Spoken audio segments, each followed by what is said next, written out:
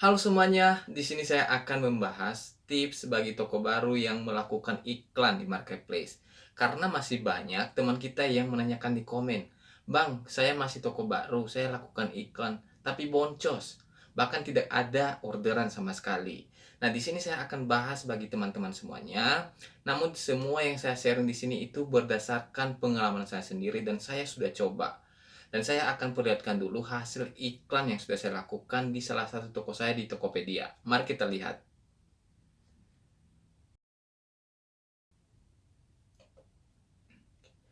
Saya biasanya menggunakan tingkat kunjungan pembeli.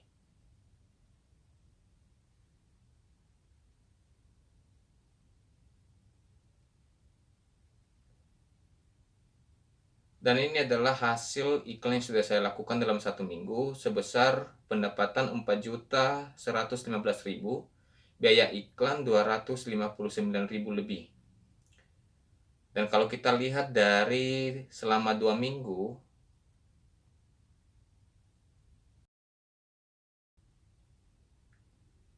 pendapatan saya sebesar 6.818.000 lebih. Dan biaya iklan yang saya keluarkan sebesar Rp427.684.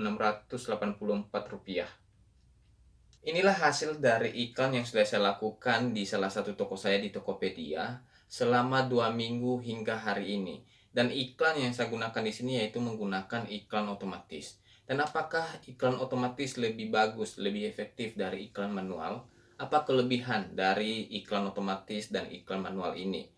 Dan bagaimana dengan toko baru yang mungkin baru berjualan, baru buka toko, ketika mau melakukan iklan?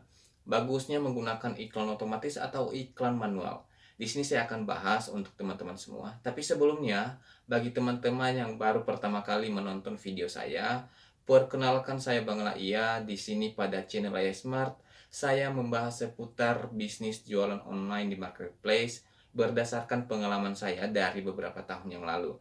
Jika teman-teman tertarik, jangan sungkan dukung Bang Naya dengan mengklik tombol subscribe, di like, dan di komen kalau ada masukan ataupun pertanyaan dari teman-teman. Oke, dari pengalaman saya selama berjualan di marketplace, khususnya di Tokopedia ini, baik itu di toko lama saya maupun di toko baru saya, hasil dari iklan yang saya dapatkan itu berbeda. Walaupun cara iklan yang saya lakukan sama, ya menggunakan iklan juga sama, baik itu saya menggunakan iklan otomatis maupun cara iklan manual. Dan toko lama saya dengan reputasi yang sudah bagus, ulasan produknya sudah positif semua, ya nilai tokonya sudah terbangun. Ketika saya melakukan iklan, hasil iklannya lebih bagus, lebih efektif, dan kecil kemungkinan terjadi boncos. Sedangkan toko baru saya yang belum ada reputasi toko, belum ada nilai tokonya, belum ada ulasan produk, ketika saya melakukan iklan, hasil iklannya tidak maksimal. Besar kemungkinan terjadi yang namanya boncos. Dan saya pernah mengalami yang namanya juga boncos. Sama seperti teman-teman ya masih toko baru melakukan iklan yang terjadi boncos. Saya juga pernah merasakan hal demikian. Dan apa yang harus dilakukan? Supaya iklan itu tidak terus-terusan boncos. Mungkin sesekali terjadi boncos, itu hal yang wajar. Tapi kalau sering-sering boncos, itu namanya bukan lagi cari untung, tapi cari rugi.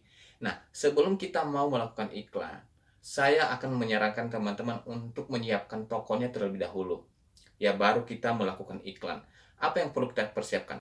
Yang pertama, nilai reputasi toko dan ulasan produk. Ya, kita harus bangun dulu ya nilai reputasi toko kita, ulasan produk kita, apalagi kalau masih toko baru. Nah, yang menjadi masalah di sini adalah karena masih toko baru, belum ada orderan, bagaimana bisa terbangun nilai tokonya? Bagaimana kita bisa dapatkan ulasan produknya?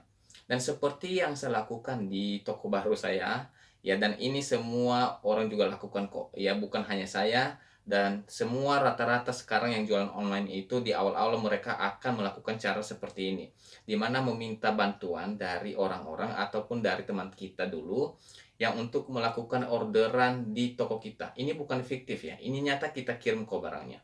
Ya, saya tidak juga mengajarin kalian untuk berbohong ya. Yang penting kita minta tolong dulu untuk di order, mungkin ada yang mereka butuh dari produk yang kita jual. yang mereka order, kemudian kita kirim, dan kita akan meminta bantuan dari mereka untuk memberikan ulasan yang bagus sekali, kemudian memberikan nilai dan reputasi toko kita. Sehingga ini dasar kita ketika kita akan mau melakukan iklan. Yang kedua, yaitu toko kita harus menjadi power merchant dan gratis ongkir. Kalau di Tokopedia ini sangat mudah sekali lah untuk menjadi power merchant, di mana kita hanya mengupload foto KTP saja, kemudian kita lengkapi biodatanya, ya data-datanya kita verifikasi, nanti toko kita akan menjadi power merchant dan mendapatkan gratis ongkir. Ya berbeda kalau di Shopee, untuk menjadi star seller itu sangat susah sekali, apalagi kalau masih toko baru. Nah, yang ketiga yaitu dari foto produk. Nah, foto produk jangan asal-asalan, apalagi kalau kita sebagai dropshipper. Biasanya kalau foto produknya dari supplier, langsung main upload begitu saja di toko kita. Kalau boleh kita edit lagi, ya kita edit. Dan kalau fotonya mungkin memiliki beberapa varian, kalau boleh foto produk utama kita gabungkan, kita kombinasikan foto ini untuk menjadi satu. Untuk kita jadikan sebagai foto profil utama produk kita. Dan harus lebih jelas. Nah, yang keempat yaitu judul produk. Nah, judul produk kita bisa memanfaatkan, memaksimalkan, memberikan kata kunci minimal satu ataupun dua kata kunci di setiap judul produk. Dan kalau di Tokopedia ini biasanya kita akan diberikan 70 karakter atau 70 huruf di setiap judul produk yang kita akan tulis. Kalau boleh masukkan kata kunci, seperti yang saya lakukan ya. Contoh buku catatan binder leaf. Kemudian nanti saya kasih strip atau garis miring itu buku agenda, buku diary, dan segala macam. Sehingga ada dua kata kunci yang ada di dalam ini. Ketika nanti orang mencari buku diary atau buku agenda, produk yang saya jual ini muncul. Nah, itu tujuannya kenapa kita harus memasukkan kata kunci di setiap judul produk. Kita harus memaksimalkan. Nah, selanjutnya itu dari deskripsi produk. Kalau boleh dibuat lebih meyakinkan lagi, ya lebih jelas keterangannya supaya pembeli tidak lagi banyak tanya-tanya, apalagi kalau respon kita lama. Ini akan merepotkan juga. Nah, kalau semua ini sudah selesai kita siapkan, baru kita melakukan iklan. Nah, kalau di Tokopedia ini ada dua cara untuk melakukan iklan. Yang pertama iklan otomatis dan yang kedua iklan manual. Nah, iklan otomatis ini saya menyarankan untuk teman-teman yang menjual produk itu masih seratusan. Ini lebih efektif dan tidak juga membuat boncos produk kita. Kalau produk yang dijual itu sudah banyak, entah ribuan atau 10 ribuan, jangan menggunakan iklan otomatis. Karena iklan otomatis ini, semua produk yang kita jual itu akan diiklankan. Kalau kita tidak memiliki budget besar, biaya iklan besar, bagaimana bisa mampu, bagaimana bisa berhasil? Yang tentunya akan terjadi boncos. Nah, makanya kalau produknya banyak sekali, lebih baik menggunakan iklan manual. Nah, dalam menggunakan iklan manual, teman-teman juga bisa memperhatikan setiap kategori produk yang dijual. Mungkin buku catatan. Nanti buku catatan semuanya, kalau boleh dibuat dalam satu grup. Dan judul grupnya itu buku catatan, ya khusus sesuai dengan kategori produknya. Kemudian ditentukan kata kuncinya, ya biar satu searah semua. Kemudian bit per kliknya berapa, entah itu 250, 300, mau 2000, terserah teman-teman semua, tergantung teman-teman memiliki budget berapa. Setelah itu baru kita melakukan iklan. Dan apakah hasil iklannya langsung ada? Atau bisa kita langsung cek hasilnya, oh maksimal atau ini boncos, enggak. Butuh waktu ya, kita butuh kesabaran juga untuk menunggu hasil dari iklan ini. Kita coba dulu entah 1 sampai 3 hari ya.